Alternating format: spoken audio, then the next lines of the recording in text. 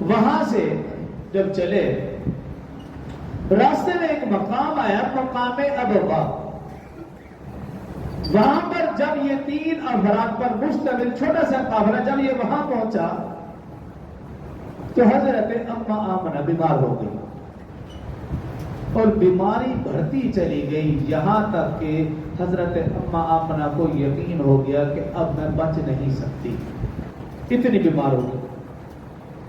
رسول اللہ صلی اللہ علیہ وسلم کی عمر 6 سال، ماں کے سرہانے بیٹھے ہوئے، حضرت اما آمنہ لیٹی ہوئی اور حضرت اما آمنہ رسول اللہ صلی اللہ علیہ وسلم کو بار بار دیکھ رہی ہیں، انہیں سینے سے لگاتی ہیں، انہیں چومتی ہیں اور بوسہ دیتی ہیں، بار بار سمجھ رہی ہیں کہ اب میرا جانا یقینی ہو چکا ہے، بیماری شدت اختیار کر گئی۔ جب سمجھا کہ اب میرے آخری لمحات ہیں تو حضرت اما آمنہ نے جو اشعار پڑھے وہ کتابوں میں آج بھی درج ہیں۔ ان اشعار کے بعد حضرت اما آمنہ کا انتقال ہو گیا۔ وہ اشعار کیا تھے؟ بارک اللہ فیک من غلام ان صبح الصبر فی المنام فانت الى الصوم الانام من عند ذی الجلال والکرام۔ یہ اشعار حضرت اما آمنہ نے پڑھے، اس کے بعد آپ کی وفات ہو گئی۔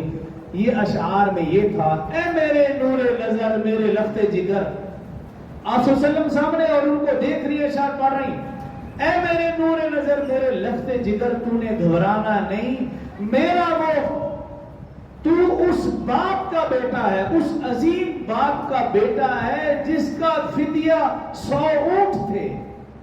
یہ جملے ہیں، میرے نور نظر لخت جگر گھبرانا نہیں، تو اس عظیم باپ کا بیٹا ہے جس کا فدیہ 100 اونٹ تھے۔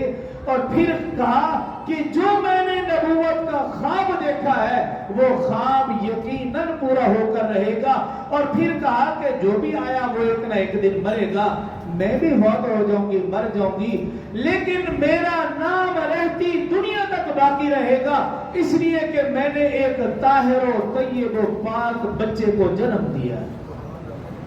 یہ اشعار پڑھے، یہ کلمات کہے اور آنکھیں بند ہو گئی۔ رسول اللہ صلی اللہ علیہ وسلم کی عمر مبارک 6 سال ہے، اس بچے کی عمر کیا گزری ہوگی؟ اس بچے نے رنج و علم کے ذریعے اپنے ہاتھ سے اپنی ماں کی قبر کے اوپر مٹی ڈالی، اس بچے کے اوپر کیا گزری ہوگی کہ ابھی پیدا نہیں ہوا کہ باپ فوت ہو گیا، عمر 6 سال ہوئی، ابھی راستے میں گھر میں بھی نہیں، وطن میں بھی نہیں، کوئی اور ساتھ دینے والا بھی نہیں۔ 6 سال کی عمر میں رسول اللہ صلی اللہ علیہ وسلم نے اپنی والدہ ماجدہ کی قبر کے اوپر مٹی ڈالی۔ خیر، یہ 3 افراد تھے، ان میں سے اما آمنہ کا انتقال ہو گیا۔ اب رسول اللہ صلی اللہ علیہ وسلم